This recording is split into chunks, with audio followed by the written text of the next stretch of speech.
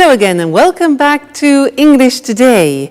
This is DVD 21 and the fourth DVD in your advanced level. And in this DVD, we'll start again with another 2 episodes of our story, That's Life. And then after that, in our special TV programs, our music expert will be talking about the Royal Opera House in London. And then our travel expert will be looking into volunteer holidays. Then, in the grammar section, we will look at ways of expressing your likes and dislikes. And we'll also study different ways of expressing feelings of regret. All right? So enjoy your viewing.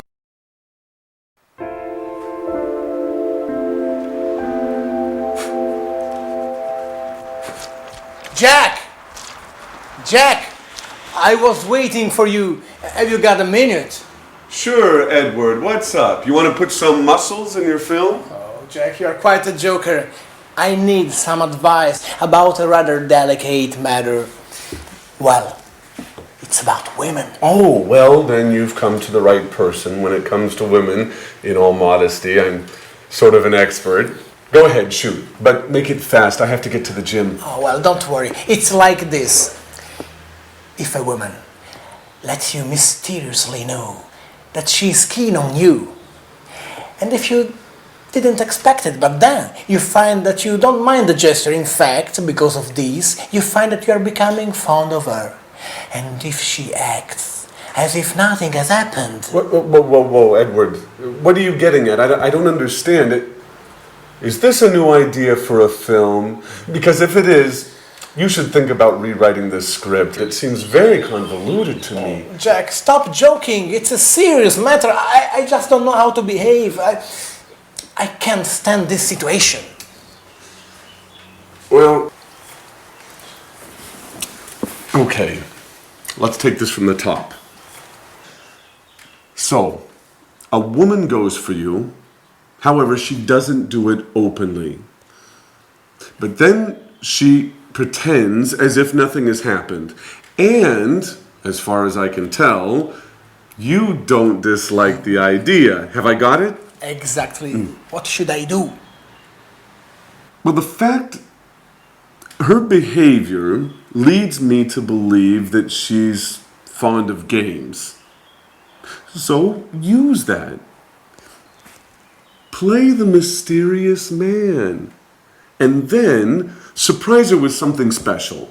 You know, like take her out to dinner, or write her a poem, or send her some red roses. Women really go for that kind of thing. Really?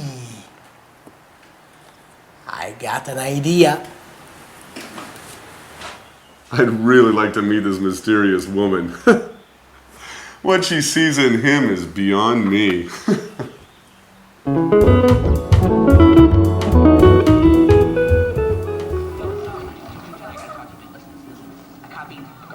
Edward? Edward? Edward? Would you mind not watching the TV for a moment? I'd like to have a word with you. Is it important, Alice? Chuck is on. The reality program about show business. You know I'm nuts for this show. Yeah, I know. It's about the only thing you go for.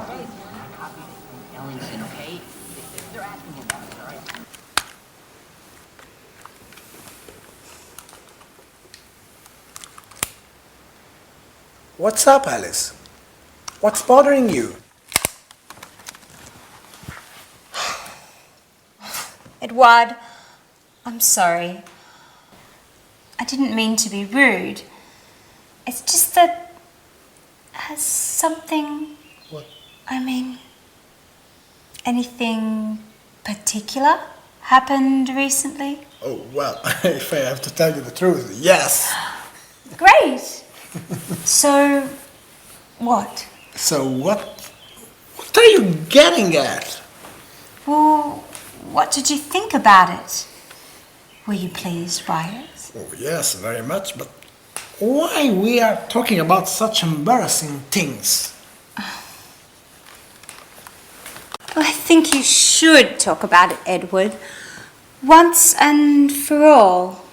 You think you know me? I'm not good with words. Well then, get into action. I think you've already waited long enough. Well, maybe you're right. I'm a klutz, aren't I, Alice? Well, yes, but you can fix it. I'll surprise you. By the way, Alice, have you decided what are you going to wear for our date yet? Oh, our date? Are you serious, Edouard? Sure, our date with Mr. Martin, the television producer. That date? Have you forgotten? No, don't worry. I haven't forgotten about it.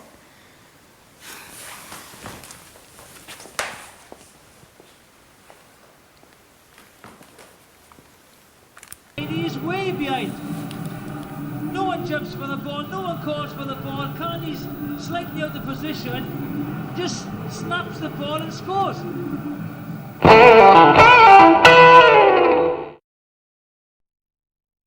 Hello again, and welcome back. Jack and Edward in that episode were talking about what they like doing and what they dislike doing.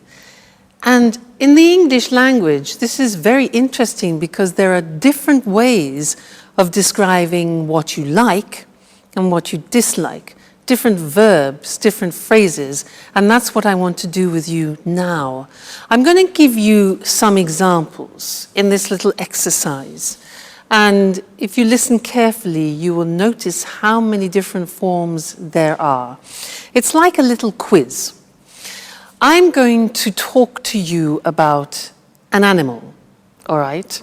I'm going to describe what this animal likes doing and dislikes doing, and then I want you to try and guess what the animal is, all right? So are you ready? Listen carefully. Well, these animals are keen on eating big animals. They're keen on eating big animals.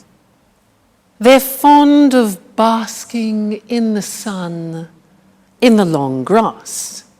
So they're fond of lying, basking in the sun in the long grass. They really love running at top speed. They love running at high speed, okay? They can't stand getting wet. Like when it rains, they can't stand getting wet. They can't bear being disturbed when they're eating. They can't bear being disturbed when they're eating. Another thing, they don't mind the presence of man, but at a distance. All right? Okay. They dislike being close to lions. Dislike being close to lions. They hate being disturbed when they are with their cubs, with their babies. Okay, their babies, their cubs. As animals, they don't go in much for making noise. They don't go in for making noise. They're silent, they're quiet. And for them, it's all right to eat only twice every 4 days, so once every 2 days. They don't have to eat every day. So, have you guessed the animal? It's a cheetah. Now remember that in English, a cheetah is not Mr. Monkey. A cheetah in English is the fastest animal in the world. It's the cat, the wild cat with dots. That's the cheetah, and that's what I was describing, all right? Now let's look more closely at the language that I used. So, if we are talking about like, likes, these are the possibilities. You can use the verb to be keen on. Now notice that these verbs are followed by the gerund form because we have a preposition. So, I'm keen on skiing. Keen on plus gerund means I'm enthusiastic about it. I'm fond of learning English. Same meaning, okay? It means I like it very much. Keen on, fond of, plus gerund. You can have the negative too. I'm not so fond of going to the cinema alone, for example. Now, what about negative? I can't stand is the same as I hate.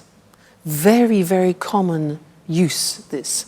I can't stand getting up early in the morning. Gerund. I can't stand getting up early in the morning. We also say, I can't bear. Look at the pronunciation. I can't bear. All right? Getting up early in the morning. I can't bear drinking beer, for example.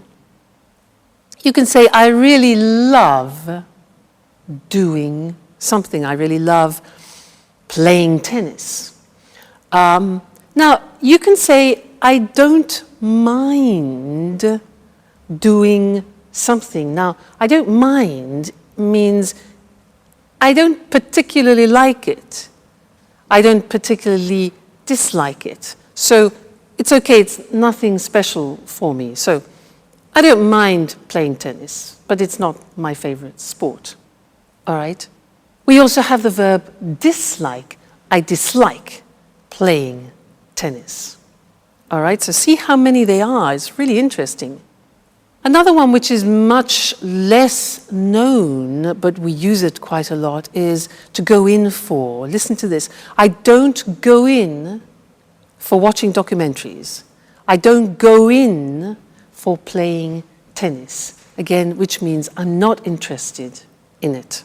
All right? Another thing is, well, it's all right. Again, this is non-committal. It's all right playing tennis, but it's not my favorite sport. All right? And then something similar to all right is it's okay. Well, it's okay eating rice, but I'm not really very enthusiastic about it. So you see how many different examples we have to describe like and dislike in English. And again, these are things that we use every day, so you need to practice them often. So it's okay learning English, and you are excellent at doing it, and I like seeing your progress. Okay, great. Well, that's this lesson, and we'll see you again in the next one. All right, bye for now.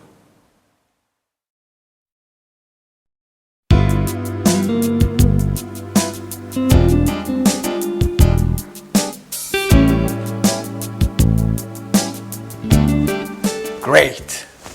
This spot should work well.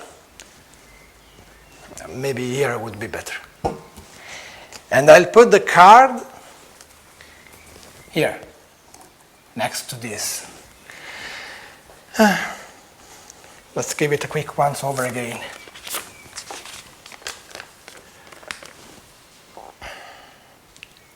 And I should have done this long ago. Now I can't wait any longer. Listen to my poetry, written especially for you. You are perfume, the color of all flowers, the breath and scent of the sea, the warming strength of the sun.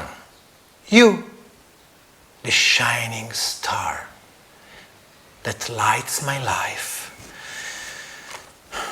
Who knows if she'll like it? What about these roses? Will she like them? What if she makes fun of me? Perhaps I shouldn't have listened to Jack, but of course. It It makes no sense to go on as if nothing has happened. Somebody has to take the first step. I'll await you tomorrow night here in the living room. When everyone is asleep, we'll be able to be alone. Finally, alone. Okay, that is done. There's nothing more to do now but wait. Anne will be home soon. Thank God Alice won't be here at least for 2 hours. And Jack is at the gym. Yes, I calculate everything perfectly. Now it's time for me to leave as well. I don't want Anne to see me here. Here she is. It's time to go. Excellent. Great, Edward. The moment of truth approaches. They'll never call me an amateur again. Right, fine. Bye-bye. Oh, is the door open? Bloody cat's coming. Oh, what are these? For me! Oh, they're beautiful. I wonder who sent them. Oh, what poetry. Who could have written it?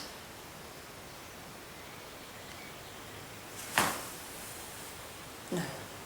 No, Anne. What are you thinking? Now, don't be silly. It can't have been Jack. Oh, my God. But then again, he's the only person I can imagine who would have written such lovely poetry and... Oh, my God. Oh, what if it were Jack? Now that Sharon is out of the picture... Oh, who would have ever thought that one day...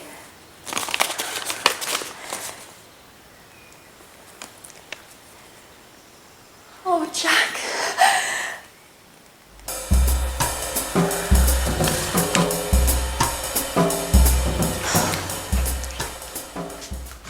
Hi, Anne.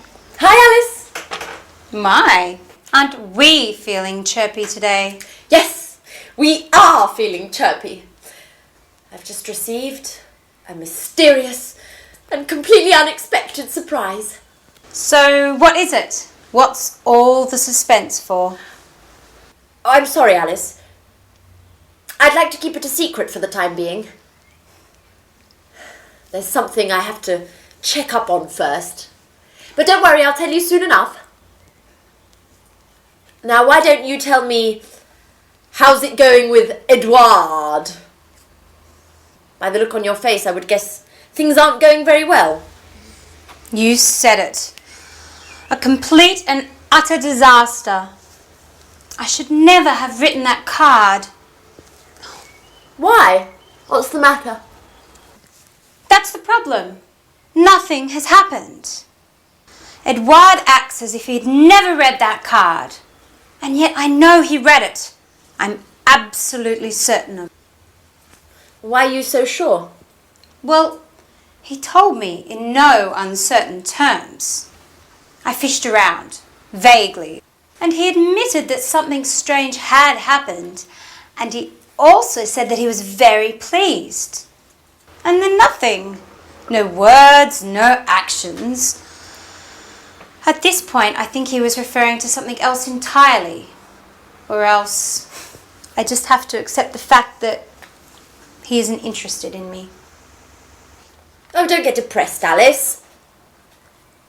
If you want my opinion, I think you should have told him in person. Face to face is always better than playing games. At any rate, you've still got time. Why don't you sit down and have an earnest word with him? No way! To be embarrassed further? Anyway, there's something fishy about this whole story. Either Edward is acting like a complete fool, or else he hasn't truly understood what I feel for him. Oh. I need some clarity. From now on, I'm going to scrutinize his every move.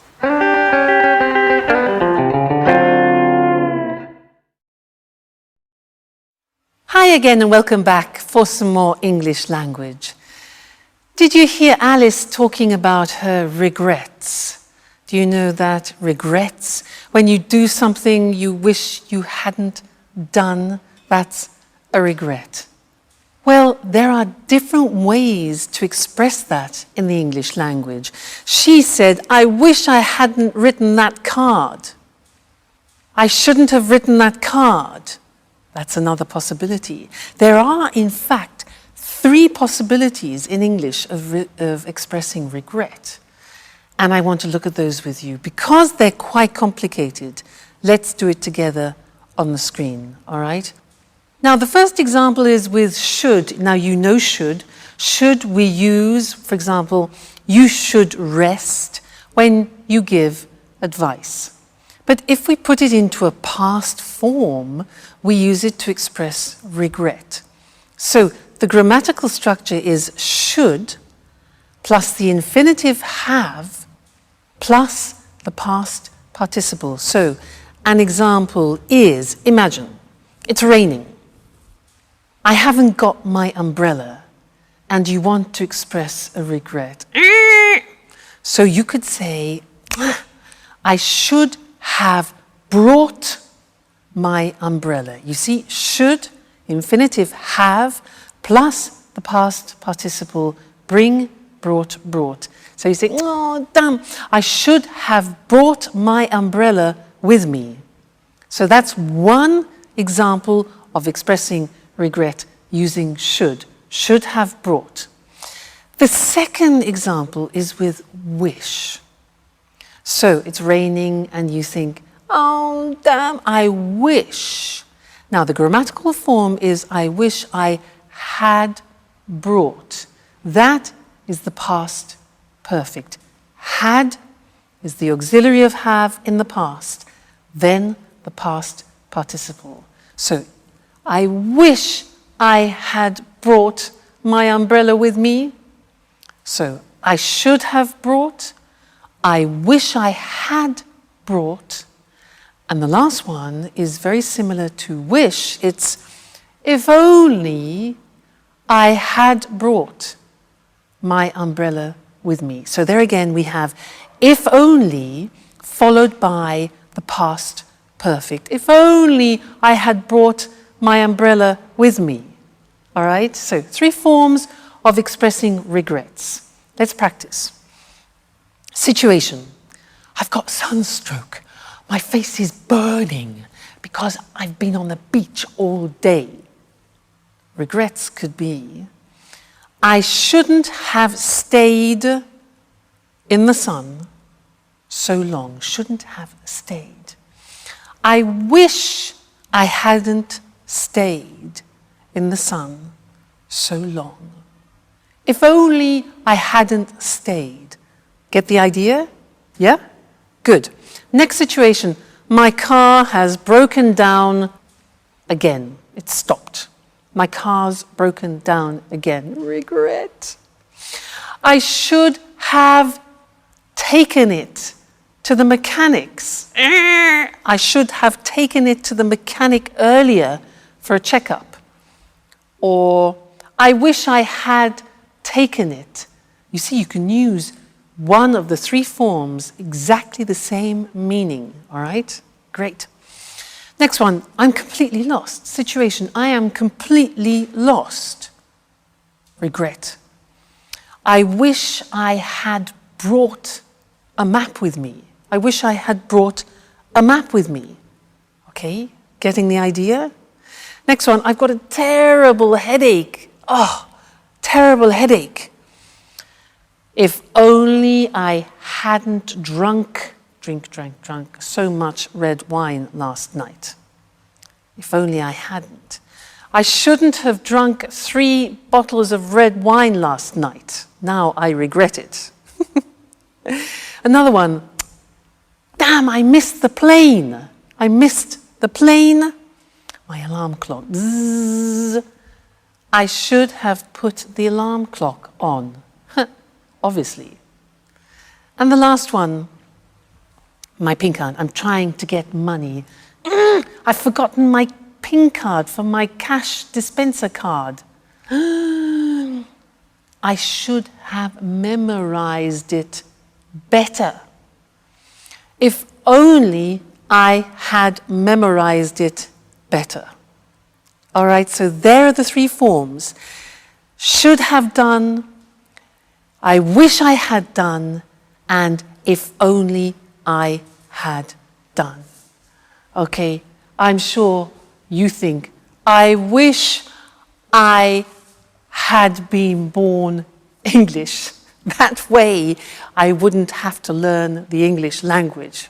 Well, we're here to help you. So that's the end of this lesson, and see you again very soon. Bye. Hello and welcome to this week's edition of Music World. And of course, welcome to our music expert, Tony Moore. Hello, Lucy. And good morning to all our music fans. A great cultural icon with a very difficult recent history. A popular TV programme broadcasting these problems to a whole nation. And today, great performances to packed houses. I'm talking about the Royal Opera House at Covent Garden in London. The theatre dates back to 1732, but recently it's become more famous than ever. What exactly has been happening at the Royal Opera, Tony? Well, everything started with the restoration work that was begun in 1995. This work is now being completed, and we have the modern performance space that it is today. I can't see any trouble there. Sure. But the restoration work was partly funded by the National Lottery. What do you mean, partly funded? How much money came from the lottery? The lottery gave £58.5 million towards the work. Quite a lot of money. Remind me how the lottery works. Lottery tickets cost £1 and are sold all over the country. And there's a big draw once a week. OK, so the Royal Opera House received £58.5 million from the lottery. What happened next? The restoration work was completed in 1999. Tony Blair's Labour government had given the Royal Opera this lottery money on condition that it made opera less elitist in the future by keeping some of its seats reasonably priced for citizens earning an average wage. Did they do that? Yes, but let's not rush things. In 2001, the Royal Opera became even more famous when the BBC filmed a fly-on-the-wall documentary about the day-to-day running of the place. Well, the programme showed a real-life soap opera in action. During this period, the theatre was chaotically managed and was almost out of control. 5 executive directors left in the space of 5 years.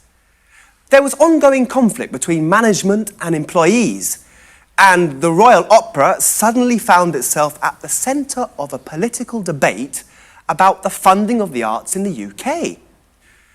Many people asked whether opera wasn't too elitist an art form to receive funding from the government. Why? Is the running of the Royal Opera completely funded by the government? No, but it does rely in part on the government. 31% of its funds come from government subsidies. Today, corporate sponsorship is becoming more important. In 2006, this amounted to nearly £16 million. Of course, the rest of the funds come from ticket sales. I see. And then, how does the story end? The BBC documentary programme was a great success. It had a huge audience. The TV project wasn't so successful for the Royal Opera management, as it entered a period of financial crisis. And there was an enormous amount of criticism because of the high cost of the renovation work, and because of the BBC TV documentary, which showed that the place was managed very, very badly. And today? Well, after so many years of difficult times, the Royal Opera is newsworthy simply because it isn't. For the last 5 years, the Royal Opera has been putting on successful operas and ballets. It's been doing a fine job. What's more, the Opera House has kept its promise. Now, it's attracting new audiences to listen to opera, and some of the seats are reasonably priced. So how much do tickets cost? The top price for a performance is usually £180, but half of the seats cost £50 or less, while the cheaper seats cost less than £10. Of course, they're not very close to the stage, but they are the cheapest grand opera seats in Europe. On an average evening, 48% of the audience is watching its first opera. So a wider range of people are watching opera now in London. Oh, that's right. After a very difficult period, the Royal Opera is now running smoothly. Another soap opera with a happy ending. So thanks, Tony, and Thanks. goodbye. Goodbye. And goodbye to all our music fans. So, the Royal Opera House, a cultural icon with a difficult history. A cultural icon is a famous symbol for one of the arts, music, writing or painting. But today it puts on performances to packed houses. Remember, the phrasal verb to put on means to organise and perform. A packed house is a theatre with every seat sold out. We say a place is packed when it's full of people. The restoration work that started in 1995 was partly funded by the National Lottery. To be funded by means to be financed by, to receive money from someone or something, in this case, the lottery. It was partly funded means that it received part of the money it needed. This money was given on condition that opera was made less elitist. Elitist means that it is only available to a small group of people, usually socially or intellectually superior. The expression on condition that means only if. The BBC filmed a fly-on-the-wall documentary about the day-to-day running of the place. A fly-on-the-wall documentary is a programme that shows everything that happens in real-life situations. Day-to-day means daily, of every day. So the day-to-day running of the place means the normal, everyday administration of the place. This real-life soap opera showed the theatre was almost out of control. A soap opera is a TV programme with many episodes that looks at the day-to-day lives of a group of people. Out of control means there is no control, like chaotic or disorganised. It showed the ongoing conflict between managers and employees. A conflict is a disagreement. It was ongoing, means that it continued for a long period of time. That's all we have time for today. See you again soon. Hello and welcome to this week's edition of the Travel Programme. In the studio with me once again is Christine Oteng, our travel expert. Good morning, everyone. Well, what does the word holiday conjure up in your mind? White sand beaches, beautiful blue sea and fantastic seafood? Or maybe cool mountain air and invigorating walks through alpine forests? How about this? Think helping to build a dam outside a village in Uganda. Think helping out in a rural hospital in India. Think showing visitors round a castle in England. That's right, today's travel topic is volunteer holidays, a way to travel and do good at the same time. Am I right, Christine? Right. A volunteer holiday can be a true life-changing experience.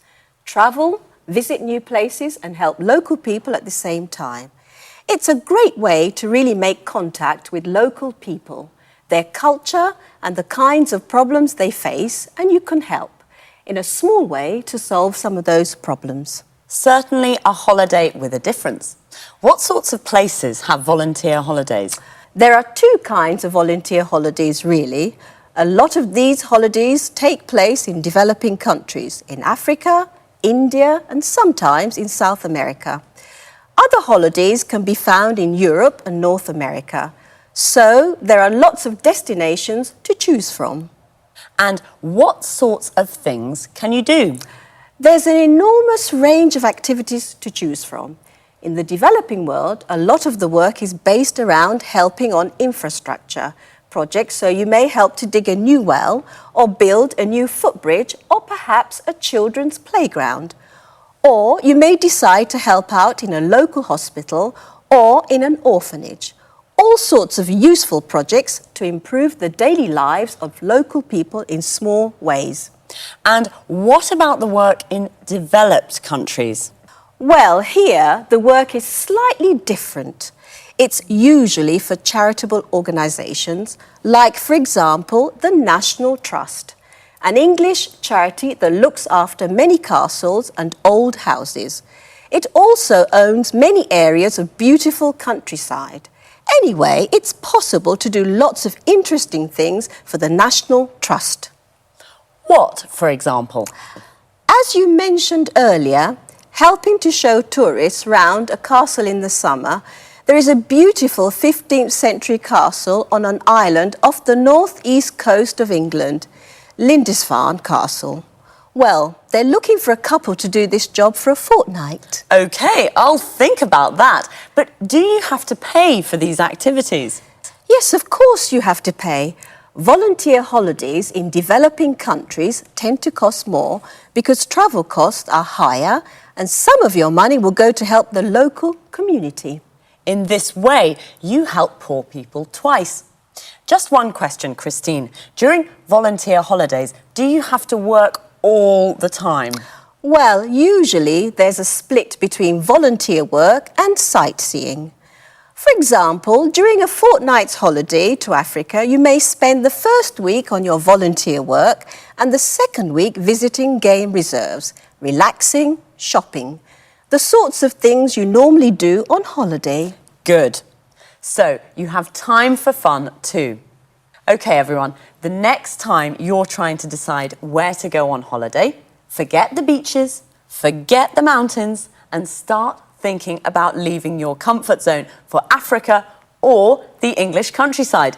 Thanks, Christine, for that fascinating information. Goodbye. And, of course, goodbye to all travellers. Well, what does the word holiday conjure up in your mind? What does it conjure up? Means, what does it make you think of? What do you imagine when you hear the word holiday? A volunteer holiday can be a life-changing experience. A life-changing experience means it changes your life. There are two kinds of volunteer holidays, in developing countries and in developed countries. A developing country is a country with a low level of economic activity and low standards of living, like India and Africa. All these countries together are called the developing world. European countries are developed countries. There are lots of destinations to choose from. There are lots to choose from means that there is a big selection. There are lots of activities to choose from. You can help on an infrastructure project, a project that involves building or construction. You can help to build a footbridge, a bridge for people to cross on foot. You can help out in an orphanage. An orphanage is a home for children who have lost their parents. Notice how we say help to do something, help on a project, and help out in a place.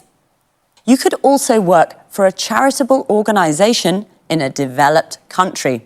A charitable organisation is an organisation whose aim is not to make a profit, but to help people in need.